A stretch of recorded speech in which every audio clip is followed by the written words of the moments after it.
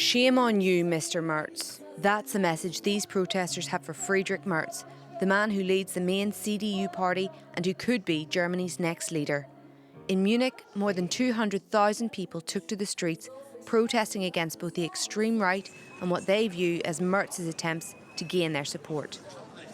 With 2 weeks to go before the general election, voters are not giving up.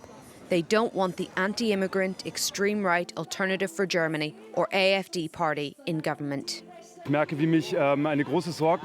am really worried about things, and I simply want to do something to stand up for a colourful coexistence, that people can live together, be happy with each other, and that we don't continue to be negative and against minorities, but instead appreciate there is a diverse society and that we can also benefit from it.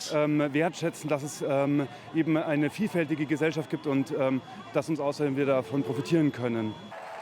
The massive crowds and anti-racist placards are also on display here in Bremen and other German cities. The movement has been gaining momentum ever since Merz, who had until then been the favourite in the polls, pushed through a non-binding motion on tougher immigration rules. He relied on votes from the AfD. He insisted there'd been no direct collaboration with the extreme right party. Faced with mounting protests, his coalition is trying to reassure voters. At a rally in Nuremberg on Saturday, Merz reaffirmed he would not betray his country by working with the AfD. They want to find their salvation and peace on Putin's lap. That is not our policy.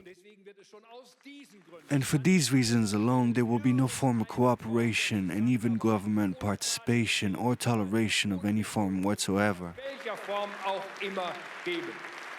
Despite the protests and the CDU's perceived involvement with the extreme right, it doesn't appear to have dented their chances in the upcoming election. The party are still leading in the polls.